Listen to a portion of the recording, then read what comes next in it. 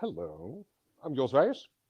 I'm going to talk about impressioning and not, as the introduction said, about copying keys. That's a different talk. That's not the one we're going to give here. We're going to talk about impressioning, which is the art of making a key. And by doing that, we use the same flaws that we use for lockpicking, that you can do downstairs at the Lockpick Village. And so I'll talk about these flaws before we can get into action. As I said, I'm Jos Weyers. I'm a member of Hack42, which is an awesome hackerspace in Arnhem.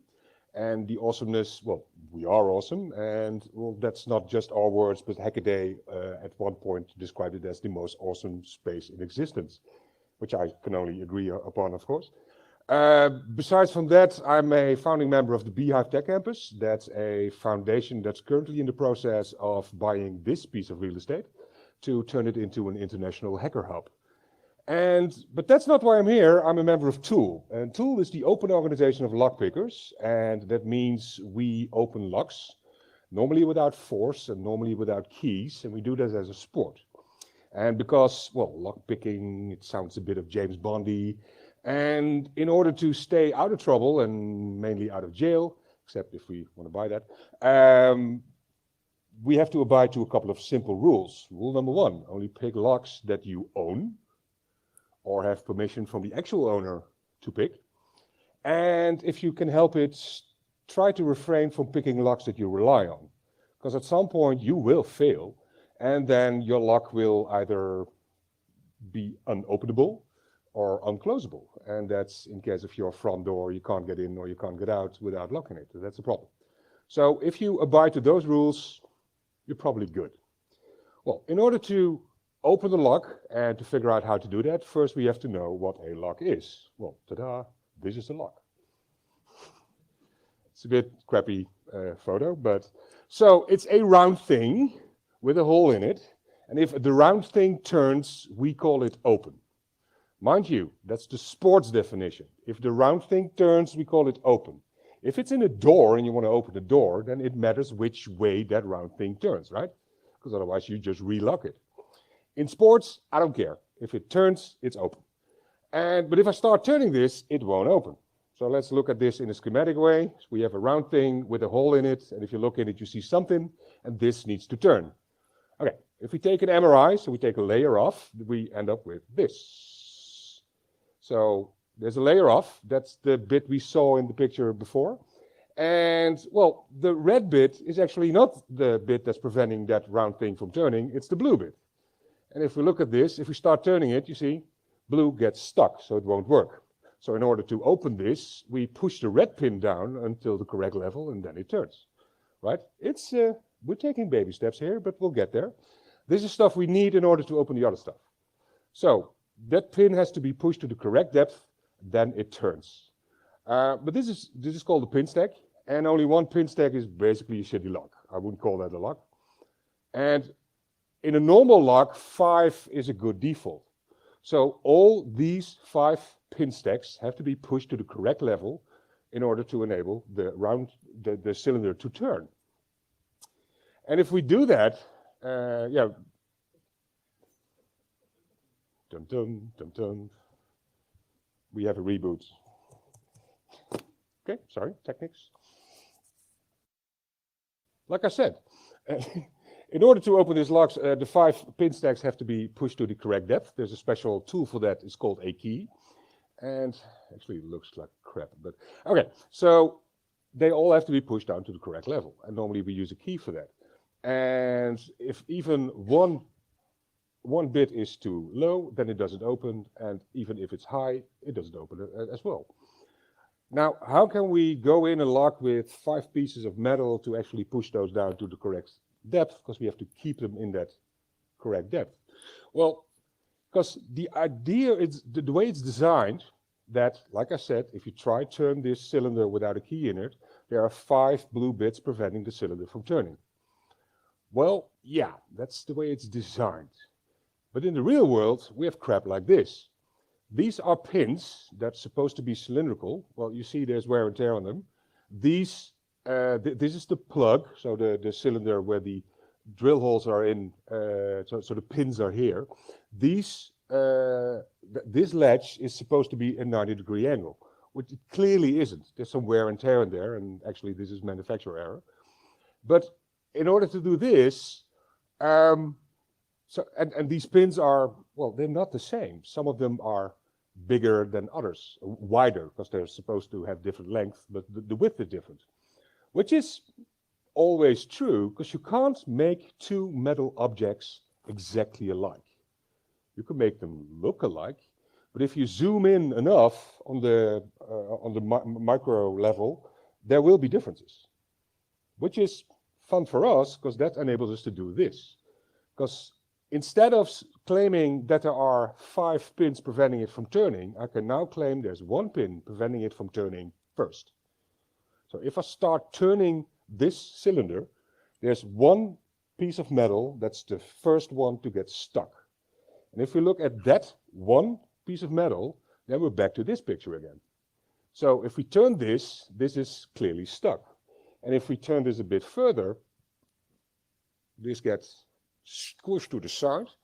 And if you push that down, with some luck, this remains on this ledge. Does that make sense? Okay, so that enables us to do the following. We apply a bit of turning pressure on this lock, go in with the feeler. This is just spring pressure. That's just a spring. That's just a spring. That one doesn't want to go down because it's squished to the side. That's the one we push down. And rinse and repeat, trying to find the pin that doesn't want to go down. We push that down to the correct level, and then we have an open lock. Okay, let's demo this. I use an American lock for my demos, because I don't want my demos to fail. We have a finger pick. There we go. So this is a lock. Well, first time I was in America, I bought this lock at the Home Depot something. And it took me way longer to get it out of the shrink wrap than actually pick it. Of course it doesn't work. Okay, open lock. So that's quite easy. Okay.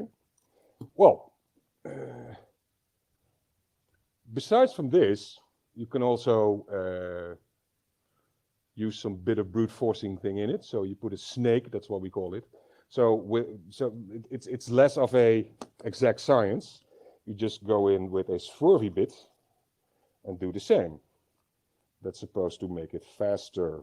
Let's see if that's actually true. A swervy bit in. Not a good day. Try this again. Swervy bit open. Okay, there you go. So that's an open lock. So swervy bits are fun. And other ways of opening the same lock is physics. Because physics, Newton, billiard balls. You know where I'm going here. If the white ball hits the red ball, what happens?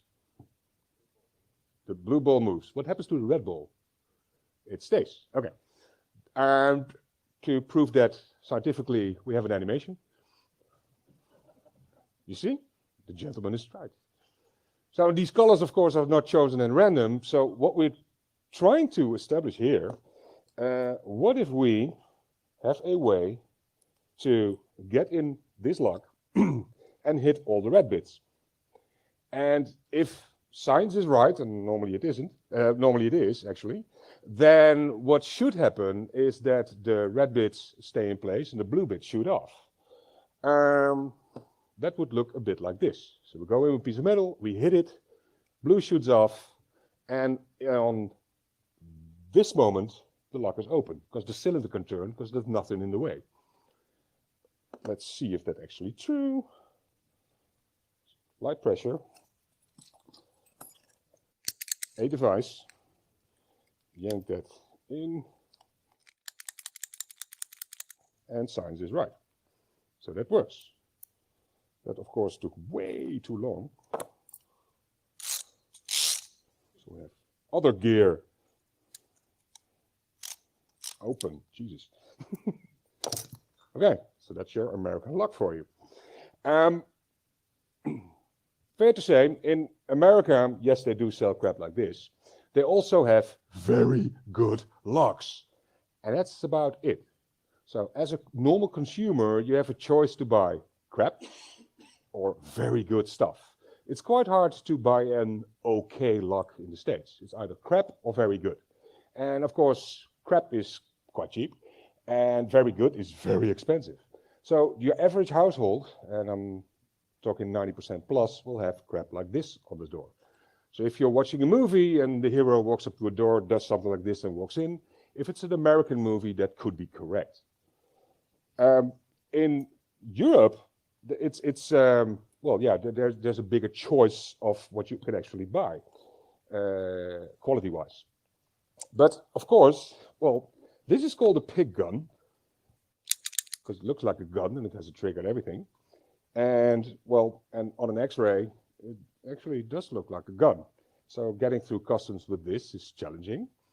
And this, of course, is just a vibrating thing. That gets me other questions.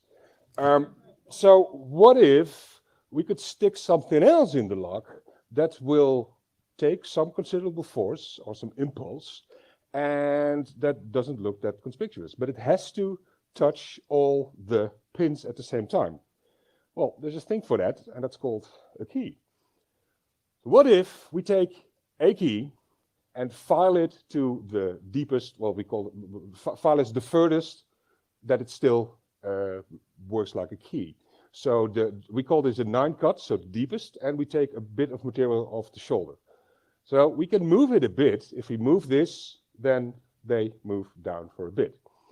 What we can do now, if we hit this key, and with quite some force, and physics says that the impulse would move the keys, would move the pins out of the way. Let's try this. We have a different lock. Oops. Get out. Okay. Well, this is the key that is cut to the deepest level, but it has been hit that much that it won't even get out. So this doesn't turn, of course, because it's cut way more than it should be. But if you hit it, and if you miss, it should hurt. Today is not a good demo day.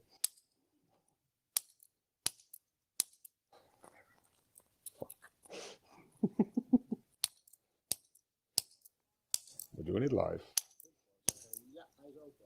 At some point it will. Yeah. Okay, it's supposed to, yes, and we have an open lock. Well, you didn't see me doing very technical stuff. I'm just hitting it and in my mouth, praying and hoping that I don't hit my thumb. And that's about as technical as it gets. This is physics. Well, like I said, in the US, you have slim choice of, you don't have that much choice of which locks you can buy. The consumer market, the low end, basically there are 2 manufacturers that do that. And for this to work, you have to have a key that fits in your lock. Not the right combo, but it has to fit. The form has to be the same. With only 2 manufacturers, that means I basically have to have 2 prepared keys and I can walk in. In Europe, if you go to a key copy center, you see a whole wall full of blank keys.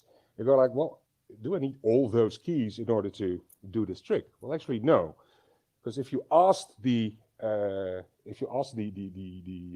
key cutter, like not so much what do you sell, but what do you sell the most, he'll come up with a subset of those keys.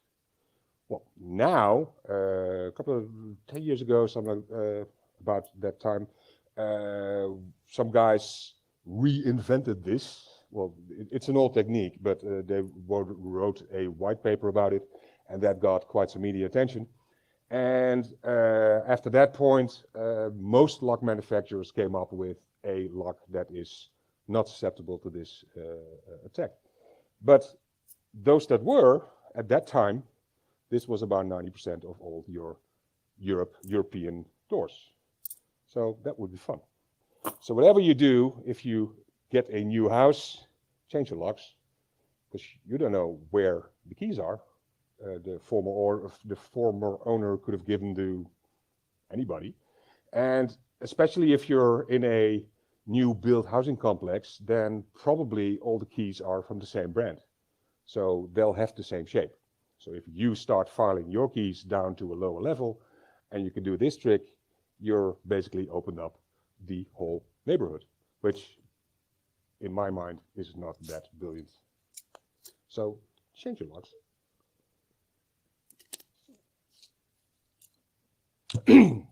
This was lock picking, but the talk is called impressioning. Okay, the question: what if I can be in front of your important door, let's say a server door, for 2 seconds? Will I get questioned, arrested, dragged off? Will there be a problem? I don't think so.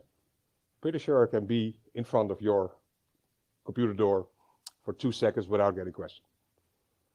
Can I be there for a minute without getting questioned? Can I be there for 10 minutes? Well, if I can be at your computer door for 10 minutes without getting questioned, I think we have other problems. But let's say 2 seconds, because I don't think 2 seconds will be a problem. For me, walking up the door, doing something, oh, wrong door, and I move off. That's not suspicious. But what if I do that twice a day for about a week? Will you guys notice? Will your SIEM system yell havoc? Will there be a problem? I don't think so. Why do you ask this?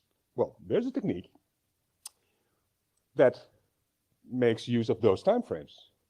So if we take a blank key, so an uncut key, and put that in the lock, then, well, it won't turn, because in the former slides, all the blue bits were preventing it from turning, but now there's a big hunk of metal in the middle, so now it's the red bits. But same principle apply.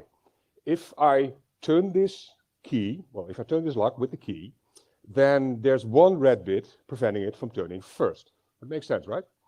So what if I turn this, then this one is the one that's preventing it from turning. If I now jiggle my key up and down under force, so I turn and then move it up and down, then this pin, this pin, this pin, and that pin, the key only has to push up the spring. Well, and gravity, but that's not that much. But at this point, there will be more force on the key by the pins than on the other positions. And if I turn it the other way, with some luck, that happens on another pin. So that pin will push, if it moves up, will push there.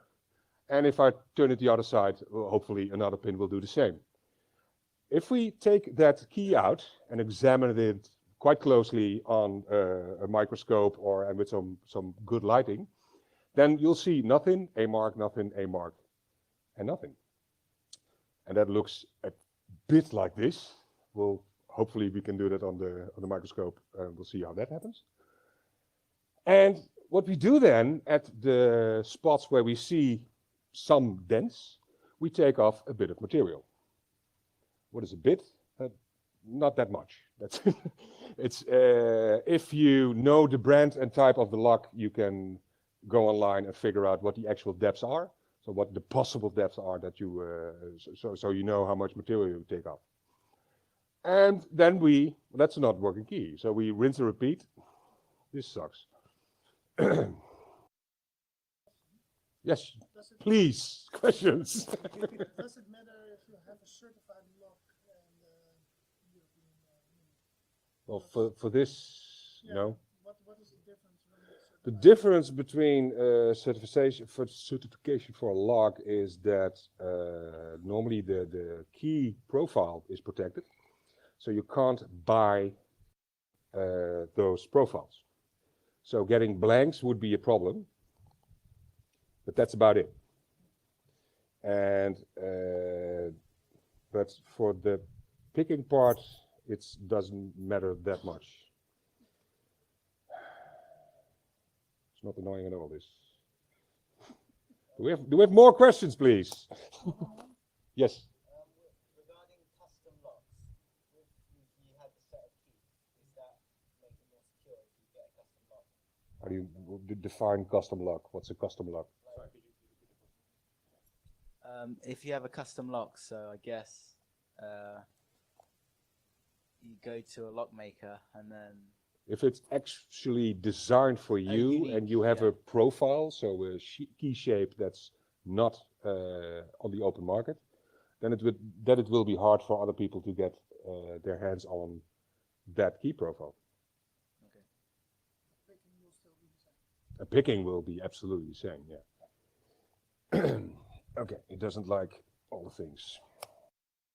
We're here. So at the spots where there are spots, we take off some material and then we rinse and repeat. And of course, nothing really changed now. So if you start turning this, there will still be a mark there and a mark there.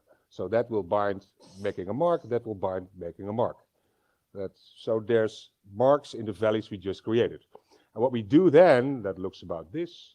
And what we do then, well, in those, well, where there's mark, we take off materials. So we take a bit off, even a bit more off.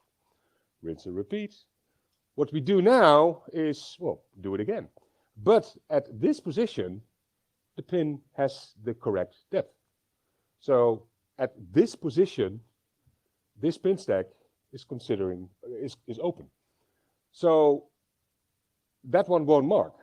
So with some luck, at another position, marks will start to appear. On this pin stack, nothing changed, and here is a new mark. So if we keep on repeating this process, at some point you will end up with a working key. And it looks vaguely like this. If you look at this one, that's the original key. That's the, well, it's not the duplication because we didn't have that one. And it looks weird. That's because I use a round file. But if you look at the important bits, that's the same depth. That's the same depth. So the important bit is the bit where the pin touches the lock, right? Well, your pin touches the key. And if that depth is correct, then it works. And if you're any good at this, you win prizes. And now we're going to demo. Okay. Well, maybe, hopefully, God knows, God willing. Where are we? Let's see.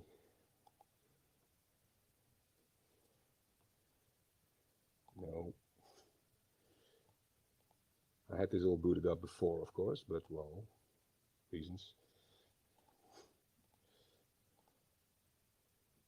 Good one. No.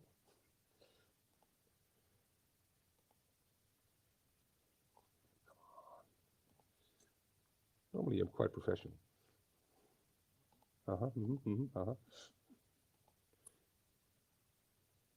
you go. Okay. That one, it looks like crap, but it'll be better once we get started. Okay. I have here a lock that's mounted in a sturdy thing. I have a blank key, totally uncut, as it hangs at your key cutting environment. What I do now, I use this to make some marks that I know where the pins should be. Because even the highest possible key is a bit less high than a blank key. So does that make sense? So a key that comes out of the box has more material than a working key actually could have. And because I know the brand and mark of this lock, I know what the highest positions are. And now I'm going to try to file to that depth. So you might have noticed that I haven't touched the lock yet. Okay.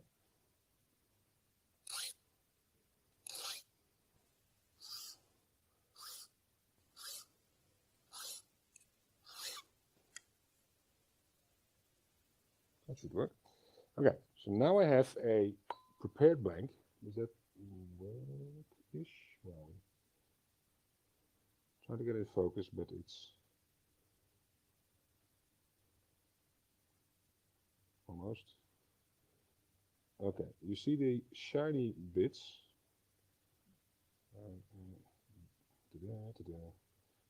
Come on. This is the original key, and this is the surface I just filed, which is more smooth. So if a mark will be easier to recognize on the smooth area than on the lunar surface that the original key is. So first time add lock, put this in. So I turn one way and I jiggle the key up and down. Turn the other way, jiggle the key up and down. repeat that a couple of times to get good fat marks. And we see something. Let's see if we can get this in focus.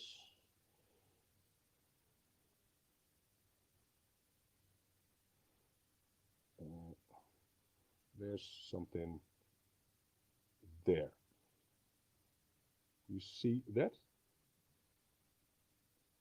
I'll try to move it a bit in the light so there's something. And those are the some things we're looking for. So at that position, I take off material. And it's rinse and repeat. With some luck you get more marks, but that's definitely not always the case. Okay, now that happens.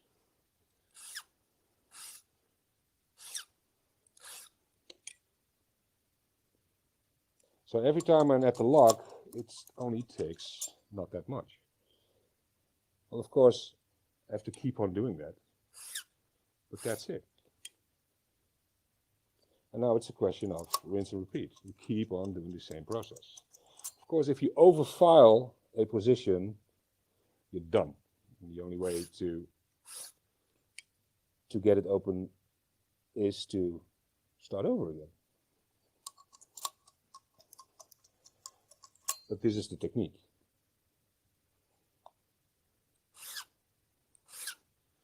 There are competitions with this technique. And first round is everybody starts with a lock at the same time. That round lasts an hour and about half of the field opens in this time. So this could be quite a long demo.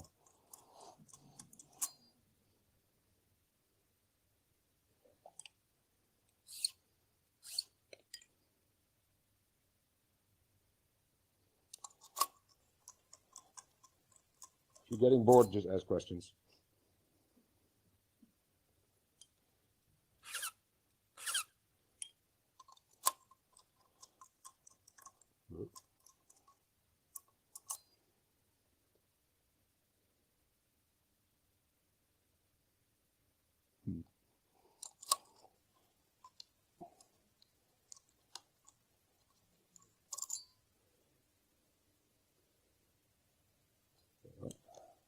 Oops.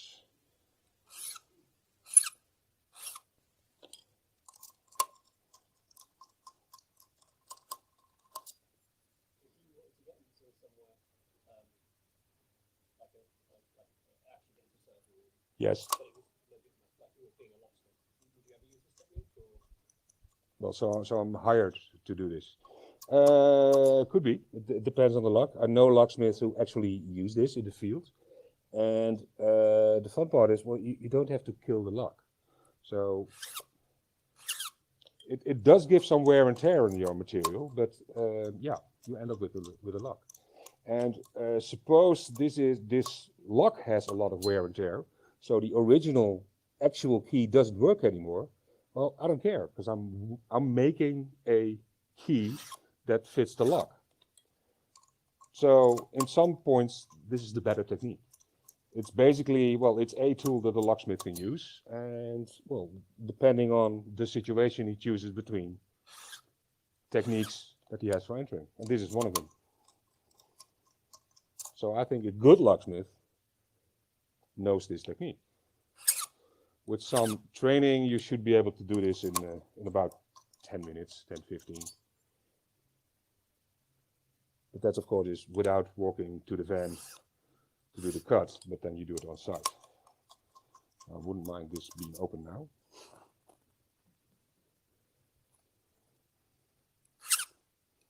Are there special keys that are made of material Open.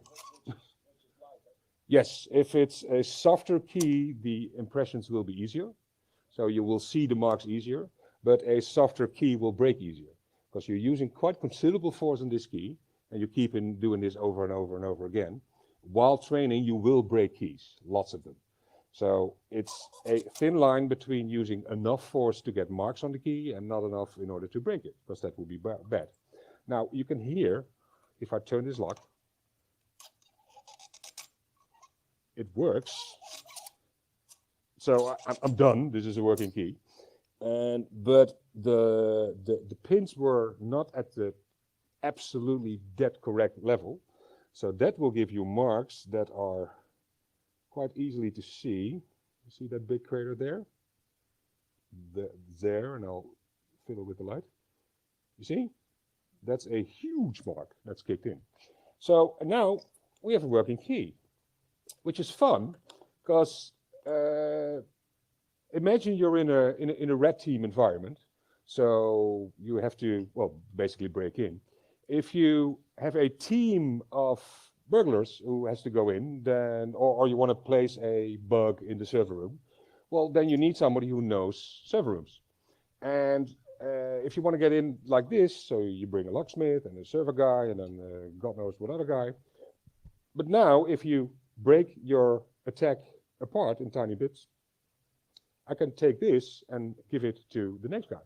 And he can just walk in the server room and do his stuff. With lock picking, you have to pick the lock over and over again. Every time you want to get in, you need to get in. You need to pick that lock. But, well, this is a key. And my tech operator probably knows how to operate a key. And if not, well, then we have other issues. Let's see. Does that whole mean that it should be found a little bit modern? If you want to have a nice working key, yes. But Yeah. this works. Okay. Where are we? Jess? Ta-ta. That worked for some reason. Okay, this is not a new technique. This is ancient. Well, this is not the first one, but Ed Tickle, that's a American guy. That was because he died, and he worked for the FBI, and he did their NDE, which stands for non-destructive entry techniques like this. One of his first assignments on the job was they wanted to place a sting operation on a mafia boss. So they put Ed in a cardboard box, like a refrigerator box, and they delivered the box to the house that they wanted to get into. And there was a hole in the box. And they delivered him overnight. And he had his key and his file, and he just started wiggling, filing. And in the morning, they collected the box, and him needing a new shirt, I reckon, and a working key. So that was kind of cool. So yeah, it has been done for ages. And the fun part, well, because you end up with a working key, it only takes one attack and then you're set. You're basically root on that lock now, which is cool. There's a book about this written by Oliver Dietrichson. Well, this is the German book, but there's also a translation in English. But that doesn't really matter because, well, it's all about the pictures that tell you what is actually going to happen. As you can see here, it also works on dimple keys, because a dimple key is just a pin stack that has been moved by a piece of metal, so it still works the same way. Initially, we started by drilling those holes with a Dremel, which makes a mess, and we just file across those keys, and it works perfect. It's quite easy, actually, to do those. And the book even have pictures by the Kriminaltechnisches Prüflabor, which is basically the German CSI. To do this, you need some materials and a shitload of training. These help, because you saw me taking steps. And I know the brand of the lock. It's an Abus. It's a C84, something like that. And I know the possible depth that those keys should have. And I know how much I can file off to make that. For me, that's 2 strikes. And I know that because I train a lot with these tools. So you have to know how much material you can take off. Because if you take off too much, then it won't open. And you need a good file. A good file is an investment. Yeah, cheap files, well, are cheap and not that good. But if your file is too fine, it'll leave a more shiny surface.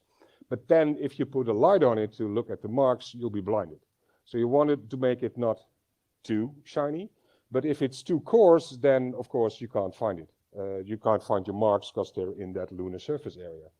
And the sweet spot we found out is a Swiss cut number 4, which is the way we grade fineness of a file. And well, that seems to be the common ground among sports picker, that the number 4 is the good coarseness that you want your file at. You need to mount your lock into something. This works, but taking that on an airplane is, well, my weight limit. I use Manfrotto super clamps for that because, well, they look cool and they do their work. Of course, well, a door might do as well, but I'm not going to drag a door through customs. You will be needing a shitload of keys. Of course, if you want to do this, your key has to fit the lock. And while you train, you will break keys, which is not a bad thing, because, well, I think anyone who races cars at some point has to skid out of the track, because then he knows, oh, that was the magic boundary. So if you don't know where the actual boundaries are, there's no way of telling if you're close to it. So like I said, you need to apply enough pressure on these keys to make marks, but not that much that they break. If you don't know when they break, then you have no way of telling if you're close to that sweet spot. Then you need some visual aids. These are quite cool add-ons on a normal flashlight. So it puts lights in here, and then you can take your take your key, and look at marks like this. That's quite cool. So that's cheap, mobile way of bringing your light. There are other ways some people thought of. This is a interesting box. It has a port here that you can put your key in and turn it. And on the back there are a couple of switches that give you LED light, white light, and UV. Some people like that. And you can alternate your light. The idea is brilliant, but they manufactured it that shitty that it doesn't work, but build your own. I mean, the idea is great. So if you want to travel light, oh yeah, and you need a grip. Jort Knaap, he's a tool manufacturer, he made mine. So this one, he does sell them, but they're not cheap. And some people say you can use a vice grip, which technically works because it grips your key and it grips them hard enough so it won't slip. But then your turning force is in a different plane. Because if I turn this, that works. But if I have to turn it like that, that will put all sorts of weird forces on your key, and that will break it way easier. So keeping everything in the same plane, that should be a good idea. This is a grip sold by ProLock. It's cheap, it's light, and it does work.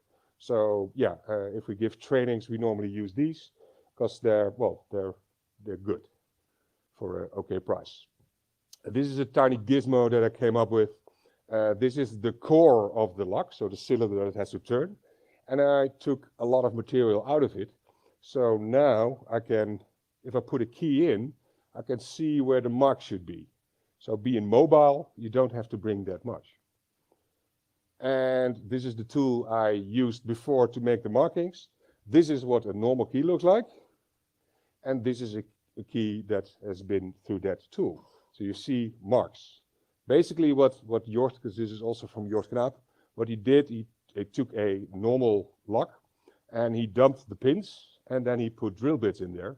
So if I try to turn that, the drill bit make actual very visible marks on my key.